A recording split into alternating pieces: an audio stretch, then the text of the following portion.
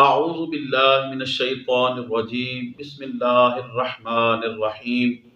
مولا صلی وسلم دائما ابدا علی حبیبک خیر الخلق کلہم۔ محترم خواتین و حضرات، اللہ اور اس کے رسول کریم صلی اللہ تعالی علیہ وآلہ وسلم کے فضل سے، اللہ کی توفیق سے صحیح بخاری شریف، امام بخاری رحمۃ اللہ علیہ کی کتاب الجامع الصحیح المسند المختصر من امور رسول اللہ صلی اللہ تعالی علیہ وآلہ وسلم وسننہ وایامہ، یعنی صحیح بخاری شریف، اس کا درس آپ کے سامنے بیان کرنے کی سعادت حاصل ہو رہی ہے۔ حضرت امام بخاری رحمۃ اللہ علیہ نے اپنی کتاب بخاری شریف کا آغاز بسم اللہ الرحمن الرحیم سے فرمایا ہے۔ بسم اللہ الرحمن الرحیم سے کتاب کا آغاز اس لیے فرمایا، علامہ بدر الدین عینی شارح بخاری رحمۃ اللہ علیہ عمدۃ القاری میں لکھتے ہیں، رسول اللہ صلی اللہ تعالی علیہ وآلہ وسلم کے فرمودات ہیں جن کا مفہوم یہ ہے: ہر وہ ذی شان کام، ہر وہ اچھا کام، ہر وہ بھلا کام جو اللہ تبارک و تعالیٰ کے بابرکت نام سے شروع کیا جائے، بسم اللہ الرحمن الرحیم سے شروع کیا جائے، اللہ کی حمد سے شروع کیا جائے، اللہ تعالیٰ اس میں برکت عطا فرماتا ہے، اس کا خاتمہ بالخیر ہوتا ہے۔ ہر وہ کام جو اللہ تعالیٰ کے حمد کے بغیر کیا جائے، اللہ تعالیٰ کے نام لیے بغیر کیا جائے، وہ بے برکتہ ہوتا ہے، وہ ادھورا ہوتا ہے۔ اس لیے امام بخاری رحمۃ اللہ علیہ نے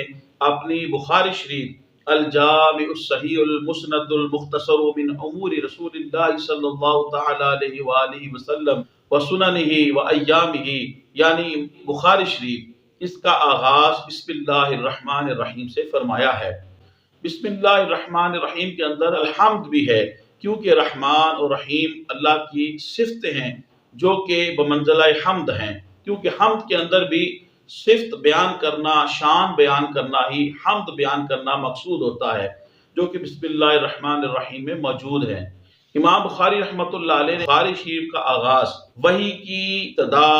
اور وحی کی کیفیت، کہ وحی کا نزول کیسے ہوا اور وحی کے نزول کی جو کیفیت تھی، وحی کے نزول کی کیا کیا صورتیں ہیں،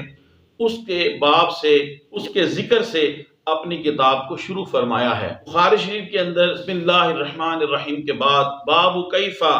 کان بدء الوحی، یہ فرمانے کے بعد قرآن مجید کی آیہ کریمہ سورہ النساء کی 163 ورسز آف قرآن، اس کو بیان کیا ہے۔ اِنَّا أَوْحَيْنَا إِلَيْكَ كَمَا أَوْحَيْنَا إِلَى نُوحٍ وَالنَّبِيِّينَ مِن بَعْدِ، اس کا ترجمہ اور مفہوم سماعت فرمائیں۔ اے رسول معظم صلی اللہ علیہ وآلہ وسلم، بے شک ہم نے آپ کی طرف وحی نازل فرمائی جیسے ہم نے نوح اور ان کے بعد دوسرے نبیوں کی طرف وحی نازل فرمائی۔ خواتین و حضرات، امام بخاری رحمۃ اللہ علیہ کا اپنی اس کتاب بخاری شریف کے اندر اسلوب ہے لکھنے کا کہ آپ باب کا عنوان ذکر فرماتے ہیں، پھر اس عنوان کی مناسبت سے قرآن مجید کی کوئی آیت پیش فرماتے ہیں یا پھر کوئی حدیث رسول صلی اللہ علیہ وآلہ وسلم ذکر فرماتے ہیں، یا کسی صحابی یا تابعی یا کسی امام کا قول ذکر فرماتے ہیں۔ چونکہ یہاں باب کا عنوان وہی تھا کہ وحی کی نزول کی کیفیت کیا تھی، اس بارے میں تھا، تو اسی مناسبت سے قرآن مجید کی آیہ مبارکہ سورہ النساء کی جو میں نے ابھی تلاوت کی اور مفہوم آپ کے سامنے بیان کیا، امام بخاری رحمۃ اللہ علیہ نے اس باب کے عنوان کی مناسبت سے قرآن مجید کی آیت کو ذکر فرمایا۔ اس آیہ کریمہ کی مختصر آپ تشریح سماعت فرما لیں۔ یہودیوں نے نبی صلی اللہ تعالی علیہ وآلہ وسلم پر اعتراض کیا، یہ سوال کیا کہ جس طرح حضرت موسیٰ علیہ السلام پہ یک بار کی کتاب نازل ہوئی، اگر آپ بھی سچے نبی ہیں تو آپ پر بھی یک بار کی کتاب کیوں نازل نہیں کی گئی؟ تو اللہ رب العزت نے ان کا جواب دیا، اِنَّا أَوْحَيْنَا إِلَيْكَ كَمَا أَوْحَيْنَا إِلَى نُوحٍ وَالنَّبِيِّينَ مِن بَعْدِ، یعنی تم نوح، ابراہیم، اسماعیل، اسحاق، یعقوب، ایوب، یونس، یوسف، ہارون اور سلیمان علیہ السلام کو ہی جانتے ہو، یہ بھی تو سارے نبی ہیں۔ حالانکہ ان پر بھی آسمان سے یک بارگی کوئی کتاب نازل نہیں کی گئی۔ یعنی یہ جو تم اعتراض کر رہے ہو کہ موسیٰ علیہ السلام پہ یک بارگی کتاب نازل کی گئی، تو یہ ان کے سچے نبی ہونے کی دلیل ہے۔ حالانکہ تم جانتے ہو اس کے علاوہ بھی انبیاء علیہ السلام تھے، ان کے اوپر بھی اللہ تبارک و تعالیٰ نے یک بارگی کتاب نازل نہیں فرمائی، تو کیا وہ نبی نہیں تھے؟ تو جس طرح وہ نبی تھے حالانکہ ان کے اوپر یک بارگی کتاب نازل نہیں فرمائی گئی، اسی طریقے سے رسول کریم صلی اللہ تعالیٰ علیہ وآلہ وسلم بھی اللہ کے سچے نبی ہیں، خاتم النبیین ہیں، اور آپ پر اللہ رب العزت جیسے جیسے حکمت ہے اپنی منشا اور حکمت کے پیش نظر قرآن کو نازل فرما رہا ہے۔ علامہ بدر الدین عینی رحمۃ اللہ علیہ نے عمدۃ القاری کے اندر شرح بخاری شریف کے اندر آپ نے وحی کا لغوی معنی لکھا، اشارہ کرنا، لکھنا، لکھا ہوا، پیغام پہنچانا، کلام خفی، ہر وہ چیز جس کو تم اپنے غیر کی طرف پہنچاؤ۔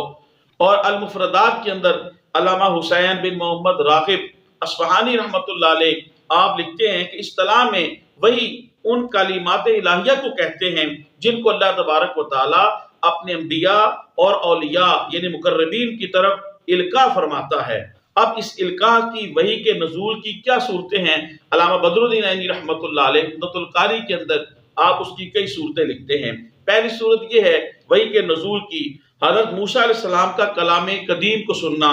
جیسا کہ قرآن مجید میں ہے، اور ہمارے پیارے نبی صلی اللہ تعالیٰ علیہ وآلہ وسلم کا کلام قدیم کو سننا، جیسا کہ احادیث صحیحہ میں ہے۔ فرشتے کے واسطے سے وحی کا نزول ہونا، دل میں کسی معنی کا القاء کرنا، ڈال دینا،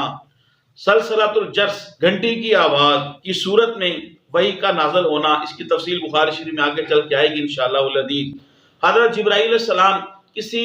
غیر معروف آدمی کی شکل میں متشکل ہو کے آپ تشریف لائیں، کسی عرابی کی شکل میں، یا حضرت جبرائیل علیہ السلام کسی معروف آدمی کی شکل میں متشکل ہو کے اس معروف جانے پہچانے آدمی کی شکل میں متشکل ہو کے اپنا کے آپ تشریف لائیں، جیسا کہ حضرت جبرائیل علیہ السلام کا حضرت داہیہ کلبی کی صورت کے اندر آنا،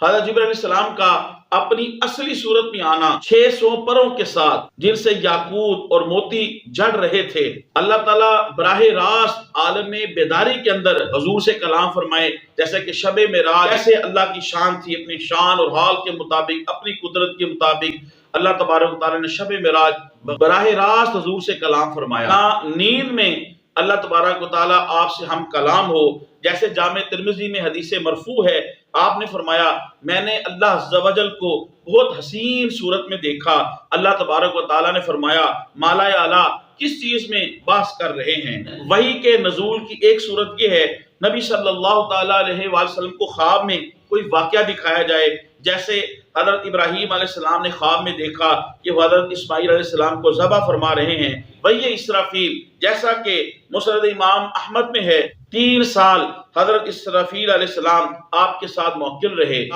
امام بخاری رحمۃ اللہ علیہ نے اپنی کتاب صحیح بخاری شریف جس کا پورا نام الجامع الصحیح المسند المختصر من امور رسول اللہ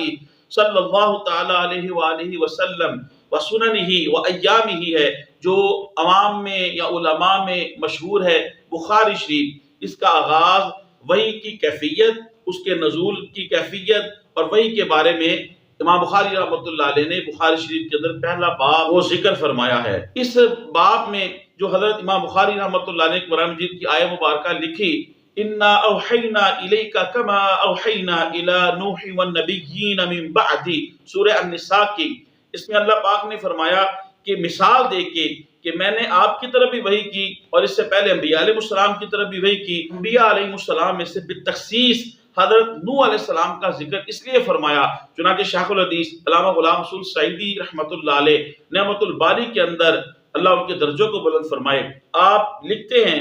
کہ اللہ پاک نے تخصیص کے ساتھ حضرت نوح علیہ السلام کا ذکر کیوں فرمایا؟ تو علامہ سعید صاحب رحمۃ اللہ علیہ لکھتے ہیں کیونکہ وہ سب سے پہلے نبی ہیں جنہوں نے اپنی قوم کو اللہ کے عذاب سے ڈرایا تھا، یا اس لیے کہ وہ سب سے پہلے نبی ہیں جنہوں نے احکام شریعہ بیان کیے، یا اس لیے کہ جس طرح نبی صلی اللہ تعالیٰ علیہ وآلہ وسلم کی دعوت اسلام تمام روئے زمین کے انسانوں کے لیے ہے، اسی طرح حضرت نوح علیہ السلام کی دعوت بھی تمام روئے زمین کے انسانوں کے لیے تھی۔ محترم خواتین و حضرات، الحمدللہ صحیح بخاری شریف کا آج کے پہلا درس ہے۔ آپ لوگوں سے گزارش ہے بخاری شریف کے اس درس کو آپ زیادہ سے زیادہ امت تک تبلیغ دین کے نیت سے پہنچائے۔ اللہ پاک آپ کے لیے آسانیاں پیدا کرے۔ السلام علیکم ورحمۃ اللہ وبرکاتہ۔